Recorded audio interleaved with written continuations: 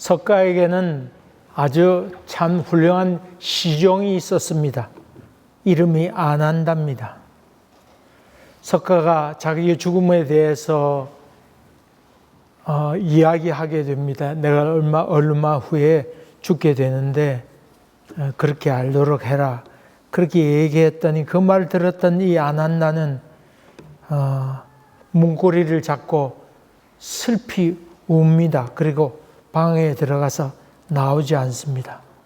나는 배워야 할 것, 또 이루어야 할 것이 아직 많이 있는데 내 자비로운 이 스승은 나를 두고 떠나려고 하는구나 하면서 몹시 슬퍼하게 됩니다. 석가가 시종 아난다는 찾으려고 둘러봤더니 없었습니다.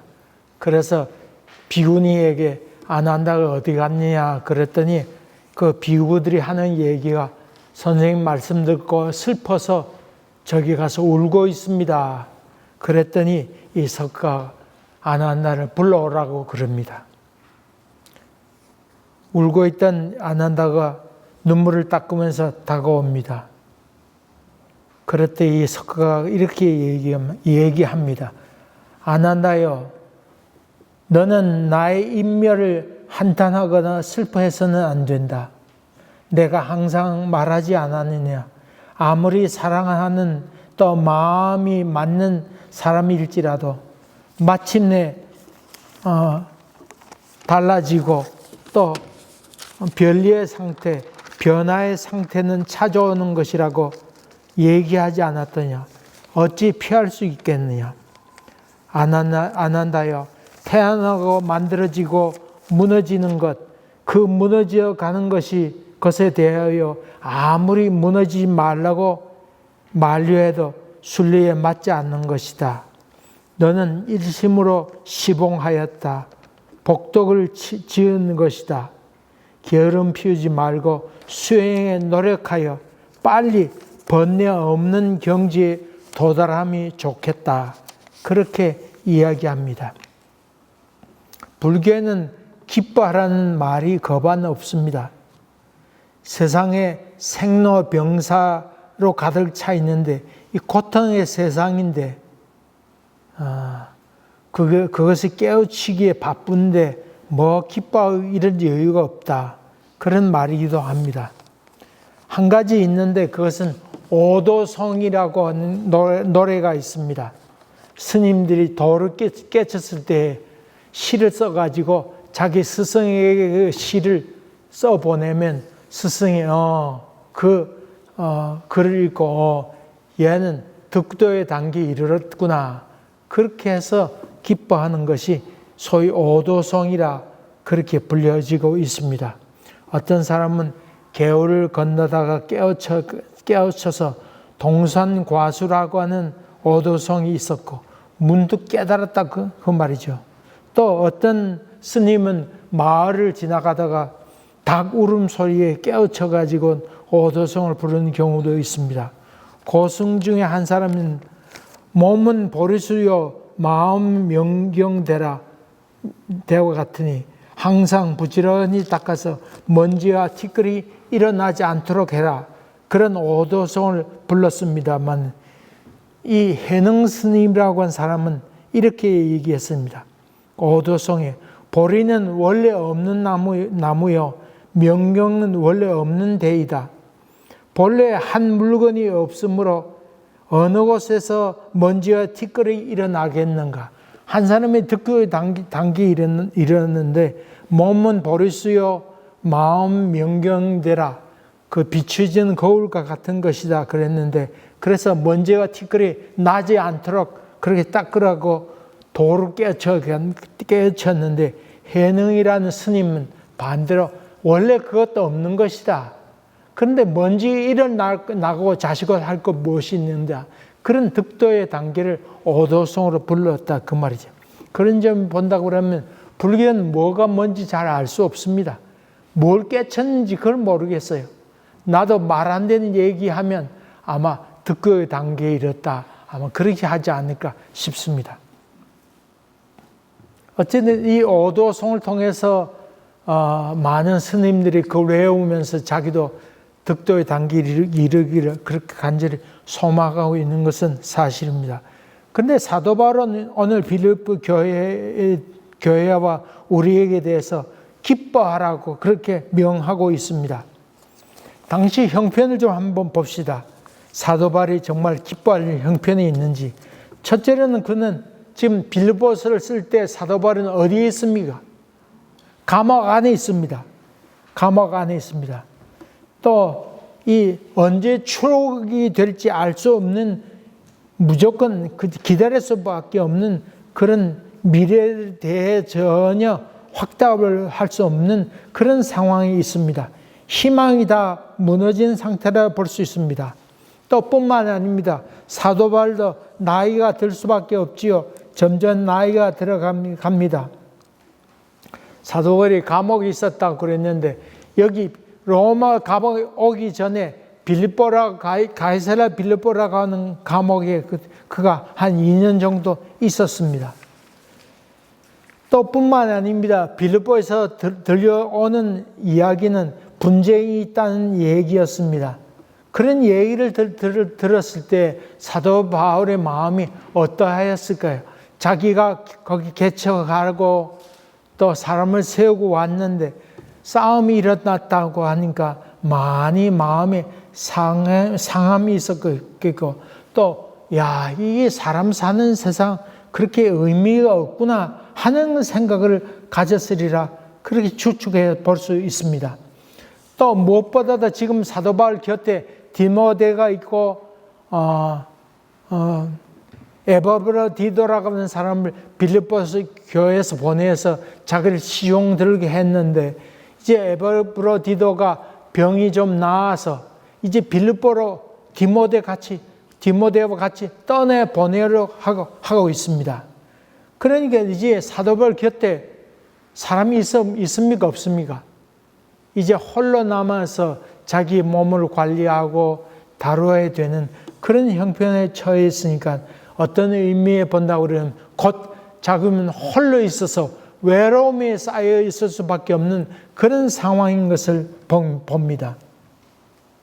조금 희망이라고 하는 것은 이때 로마 시민권을 갖고 있었던 사도 바울은 감옥에 이렇게 있으면 감옥 안에만 갇혀 있는 것도 아니고 감옥 주위에 좀 테두리 쳐서 어느 정도 다닐 수 있는 자유는 조금 있었습니다.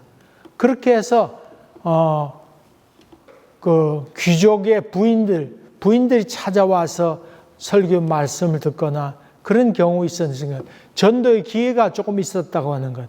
지난번에 말씀드린 것처럼 감옥 안에 죄수들이 있었는데 죄수들에게 복음을 전할 수 있는 기회가 좀 있었다고 하는 것. 그 외에는 희망이라고는 없었던 곳이 바로 그것이었습니다만은 그런데 이 사도 바울은 저들을 향하여 기뻐하라고 그렇게 지금 얘기하고 있는 것입니다. 불교적인 입장에서 지금 사도 바울의 입장을 설명한다고 하면 사도 바울은 전생에 업보가 많아서 감옥 생활하고 있다. 고생하고 있다. 그렇게 얘기할 만한 그런 상황입니다만은 사도 바울은 이런 환경 속에서도 조금도 아쉬워하거나 괴로워하는 기색을 볼 수가 없습니다. 그는 오히려 감사하고 관용하고 기쁨의 서신을 지금 쓰고 있는 것입니다. 사도 바울은 신세 한탄을 하거나 불평이 없습니다. 기뻐하라고는 확신에 차서 그렇게 명령하고 있습니다. 그렇다고 하면 사도 바울에 있는 이 기쁨은 어디서 온 것일까요? 모든 서신은 어디에 정박한다고 얘기하냐면 사도행전이 정박한다. 그렇게 얘기하고 있습니다. 사도행전 16장을 보면 빌립보에서 있었던 이야기들이 많이 기록되어 나옵니다. 너희 관용을 모든 사람이 알게 하라. 주께서 가까우시니라. 관용을 알게 하라. 그 이유가 무엇인가? 주께서 어떻다고요? 지금 친구가 들었는데 뭐란 거예요? 주께서 가까우시다. 이 주께서 가까우시다 하는 말은 주님께서 지금 나와 함께 계신다. 그런 의미로 쓰였습니다. 관용을 넉넉히, 관용이라고 한 말은 넉넉히 베푸는 마음인데, 마음이 여유가 없으면, 마음의 기쁨이 없으면 관용을 베풀 수가 없습니다. 그런데 이 사도 바울은 기쁨과 관용을 연관해서 지금 얘기하고 있습니다. 사도행전 16장에 보면 사도 바울이 그 확신에 차서 이야기했던 그 이유를 알 수 있습니다. 사실 사도 바울이 1차 선교 여행 때 루스드라와 더비를 하는 곳에 갔다가 거기서 복음 전화했는데 유대인들이 와가지고 사도 바울이 이 새끼 어디 와서 복음 전하냐, 그래가지고 돌로 막 쳐가지고 사도 바울이 거의 죽듯이 그렇게 되었습니다. 그래 뻘뻘 기어서 다른 동네로 도망가게 되었는데 그 장소 바로 루스드라와 더베였습니다. 그런데 한 5년이라는 세월이 지나서 그가 다시 또 옛날 자기 돌 맞았던 장소로 가게 되었습니다. 몇 년 지나서요?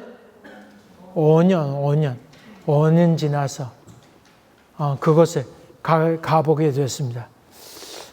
나 같으면 안 갈 텐데, 여러분, 강도가요, 살인자가 살인하고 나면 한 다음에 얼마 있다가 거 와요, 안 와요? 온다 그래요. 그래서 카메라 장치에 놓고는 살인됐던 장소 사진 다 찍어 놓는답니다. 그래서 어느 놈일까 경찰에 관찰한다잖아요. 사람이 그런 심리가 있는 것 같아요. 사도 바울은 그런 심리가 있었던 것 같아요. 그래서 루스라고 더베를 지나오게 됐는데 거기서 놀란 일을 경험하게 됩니다. 자기가 거기서 돌 맞아서 핍박받아서 이제 여기는 더 이상 복음의 씨가 나오지 않겠다 생각했는데 5년이라는 세월이 지나서 그 마을을 거쳐왔는데 거기 한 사람이 있었는데 그 사람 바로 디모데라고 하는 청년이었습니다. 5년 전에 어리었었는데 5년의 세월이 지나서 자기가 돌 맞을 때 거기서 목격했던 어린 디모데가 자라서 청년이 되어서 사도 바울의 선교 여행 떠나려고 할 때 따라 나서게 됩니다. 얼마나 감격했을까요? 이야, 하나님의 역사는 우리가 다 알 길이 없구나. 그런 깊은 감격으로 이 디모데를 데리고 선교를 계속 떠나게 됩니다. 그리고 무시아라고 하는 지방에 이르게 됐는데 그 무시아는 지금으로 보면 터키 맨 서쪽 지방에 있는 무시아라고 하는 장소에 이르게 됐는데 사도 바울이 터키 북쪽으로 선교 여행을 떠나려고 했는데 길이 막혔습니다. 길이 막혔다고 하는 말은 풍토병에 걸렸는지 그 당시 강도들이 많이 있었으니까 갖고 있던 걸 다 털렸는지 알 길이 없습니다만 그런 어려움을 만나게 돼서 떠나지 못하고 거기 남아있게 됐는데 그때 거기 무시아에서 환상을 보게 됩니다. 마게도니아에 있는 사람이 환상 가운데 우리에게 와서 나를 도와달라고 하는 환상을 보게 될 때 그것을 누구의 뜻으로 받아들이게 됩니까? 하나님의 뜻으로 받아들이게 되고 하나님께서 우리를 부르는구나 하는 생각을 가지고는 배를 타고 건너서 지금 빌립보 있는 지방으로 가게 됩니다. 그 참 황당한 마게도니아 지방 아무도 모르는 곳에 빌립보에 가게 됐는데 어쨌든 하나님 약속의 말씀만 믿고 가게 됩니다. 그 빌립보는 큰 성읍이었습니다. 빌립보라고 하는 것은 황제 빌립보를 기념해서 지은 도시였으니까 큰 성이었습니다. 근데 사도 바울이 빌립보 지방에 가서 전도하려고 그랬는데 아무것도 모르는 도시 떨어져 왔으니까 어려웠을 거 아닙니까? 안식일을 맞이해서 며칠 지났는데 안식일을 맞이해서 강가에 가서 기도를 하려고 이렇게 갔었는데 거기 여자들이 아마도 빨래하러 왔는지 그 여자들이 있었어요. 그래서 사도 바울이 가서 거기서 예수 그리스도를 복음을 전하고 했는데 유독 거기 사도 바울이 복음을 전할 때 그 말씀에 관심을 갖고 가까이 오는 사람이 있었습니다. 누구요? 루디아, 자줏빛 옷간 장소였던 부자였던 루디아가 가까이 와서 사도 바울의 복음을 듣고는 받아들이게 되고 우리 집에 꼭 같이 갔으면 좋겠다. 그런 간청의 말을 하게 되지요. 그 만남을 통해서 사도 바울은 큰 힘을 얻습니다. 하나님께서 이 배를 타고 건너라고 하는 뜻이 분명히 있었구나 하는 확신을 갖게 됩니다. 그리고 루디아를 통해서 빌립보 교회가 탄생하게 됩니다. 사도 바울은 참 이 여호와의 일의 축복이 여기 있는 것이로구나. 그 루디아가 간청해서 가니까 할 수 없이 따라갔습니다만 그 가운데 하나님의 신비를 그가 느끼게 됩니다. 이런 가운데 사도 바울이 이 빌립보 도성을 지나다니게 되었는데 한 귀신 들린 여자애가 있었는데 따라오면서 계속해서 얘기하기를 이 사람은 하나님의 종들이다. 대단한 종들이다. 구원의 길을 선포하는 중이라고 자꾸 얘기하고 따라옵니다. 암만 맞는 얘기라 할지라도 귀신 들린 여자애가 따라오면서 얘기하니까 얼마나 귀찮았을까요? 그렇게 해서 하는 수 없이 사도 바울이 하는 수 없이 예수 이름으로 명해서 귀신 들린 이 여자애를 고쳐주게 됩니다.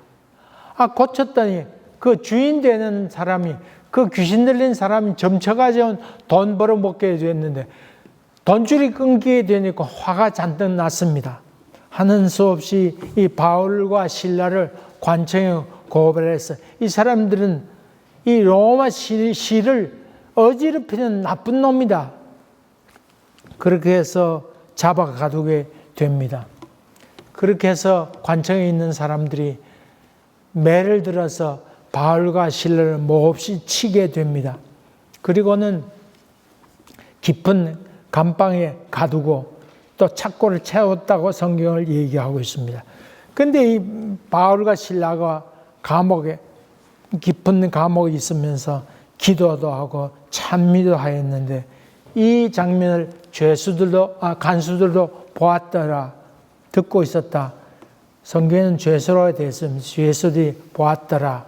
근데 찬송 부르고 기도하는 동안에 지진이 꽈랑꽈랑 일어나게 되었는데 착고를 채웠던 것이 풀려지게 되었습니다. 이번 터키 지진 여러분 보았던 것처럼 지진이 꽝 일어나게 되니까 다 묶였던 거 풀려나게 된 것입니다. 그리고 옥문이 확 열려버렸습니다. 이 장면을 봤던 간수들이 놀래가 뛰쳐나오게 됩니다. 왜 나왔냐? 그렇게 칼을 들어서 자기를 찔러 죽이려고 자살하려고 했습니다. 왜냐하면 로마 법에 의하면 로마 병정이 죄수를 데려가다가 죄수가 도망가게 되면 그 죄수의 목숨 대신 자기 목숨을 바쳐야 됐습니다. 그러니까 거기에 갇혀있던 사람들이 다 도망간 줄 알고 이 로마 병정들이 자기를 하려고 그랬는데 그 장면을 보았던 이 사도 바울이 잠깐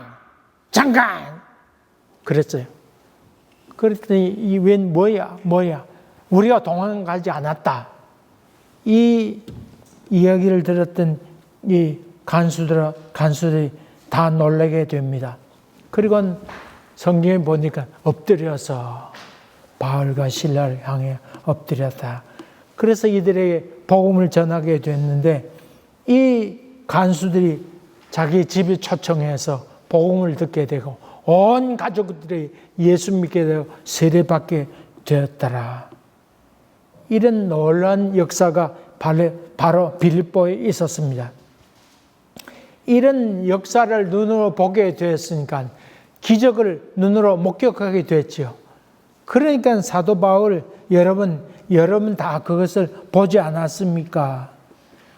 암만 캄캄한 암흑 같은 일이 여러분 앞에 있다 할지라도 하나님께서 하시고자 작정하시면 안 되는 것이 없습니다. 이것을 사도 바울이 확신 가운데 여러분 내가 본 뿐만 아니라 여러분도 그것을 보지 않았습니까? 기뻐하세요. 뭘 그렇게 살아가는 겁니까? 그것을 얘기하고 있는 것입니다.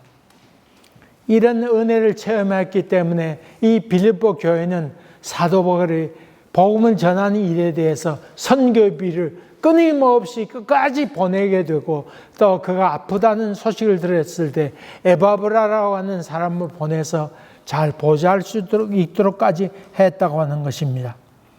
이런 놀라운 경험, 하나님의 손길, 여기 부인할 수 없는 확신이 그 마음 가운데 드러나게 되었다고 하는 것입니다.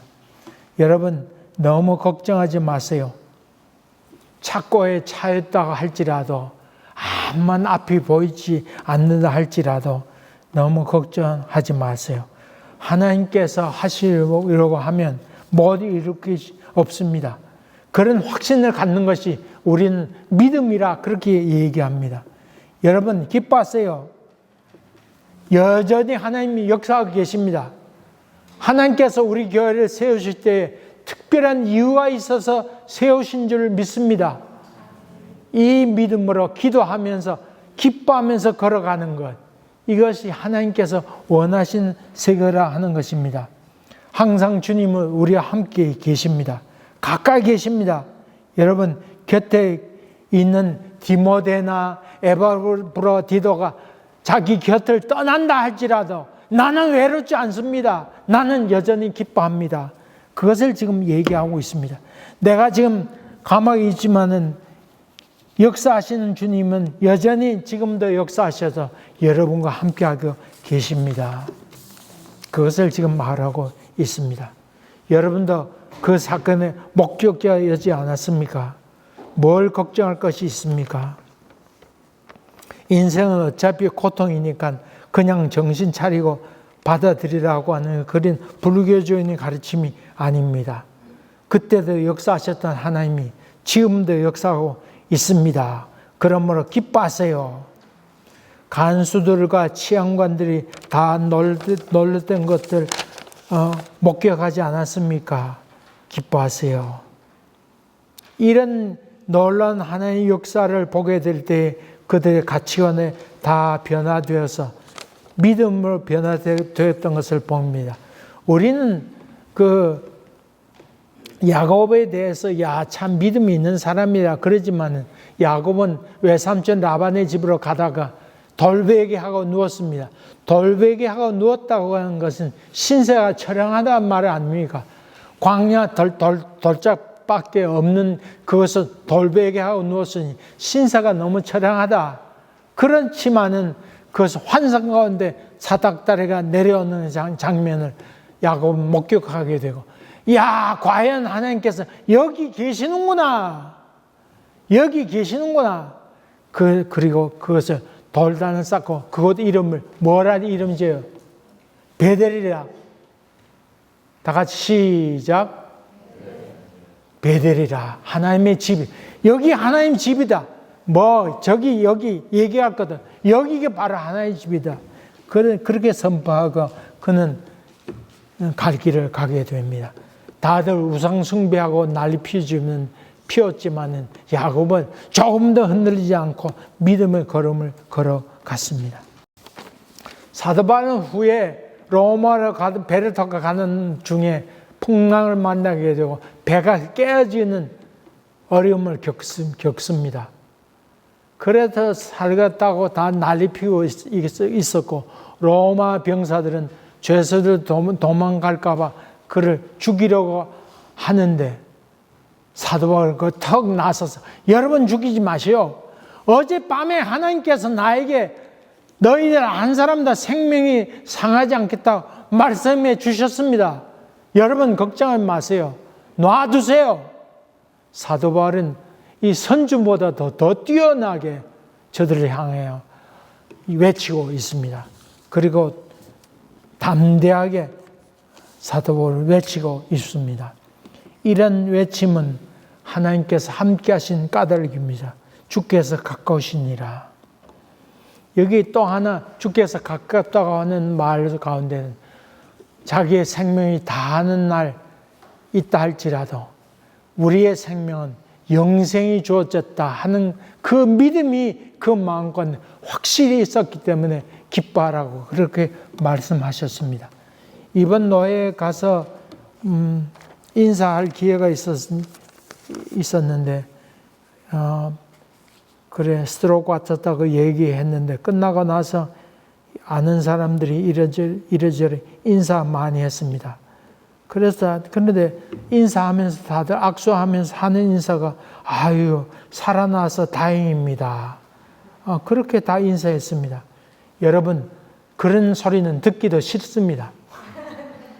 여러분 제가 죽었다 해도 내가 천국 가서 여러분 천국 가서 만납시다. 내가 그렇게 하면 될 거 아니고. 아멘? 여러분 내가 먼저 가게 돼. 내가 먼저 갑니다.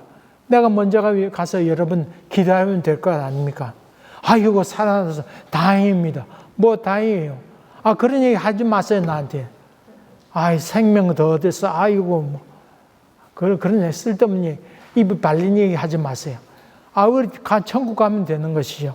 그런 점을 본다 그러면 예수님께서 나사렛의 죽음 앞에서 이 마리아와 마르다가 걱정함이 있는 그 사실에 대해서 나는 부활이여 생명이니 나를 믿는 사람들은 죽어도 살겠고 무릇 살아서 나를 믿는 자는 영원히 죽지 아니하리라. 네가 이것을 믿느냐? 대답이 없어요. 그러면 기뻐하세요. 여러분 오늘 내가 가다가 사고로 죽는다 할지라도 아니면 피가 막혀서 뭐 뇌가 정지돼서 죽는다 할지라도 너무 여러분 슬퍼하지 마세요. 아이고 정 목사님 먼저 가셔가서 기다리고 있다 그랬으니 거기 가서 말할 거리가 준비해 놓고 있어야지. 더욱이 여러분 주어진 시간을 아껴 쓰면서 기뻐하며 찬송하면서 열심히 살다가 천국에서 만납시다. 그러므로 기뻐하세요.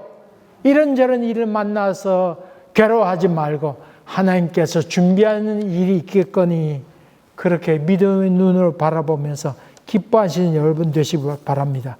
십자가 그거로 끝난 줄 알았습니다만은 십자가 예수 그리스도의 십자가 죽음은 우리를 모두 구원에 이르게 하는 하나님의 방편이었습니다. 그러므로 기뻐하세요. 여러 가지 환난과 어려움이 있다 할지라도 기뻐하면 눈에 보이는 것만 보지 말고 그 넘어선 세계를 볼 수 있는 믿음의 눈이 여러분 심령 가운데 가득하기를 주의 이름으로 간절히 기원합니다. 은혜로우신 아버지 하나님, 저희들 믿음이 너무 적어서 쓸데없는 일에 걱정하고 근심할 때가 많이 있습니다.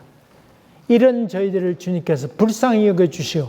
믿음 가운데 거하고 항상 기뻐하고 관연을 많은 사람이 알게 하는 저희들 되도록 힘 허락하여 주시옵소서.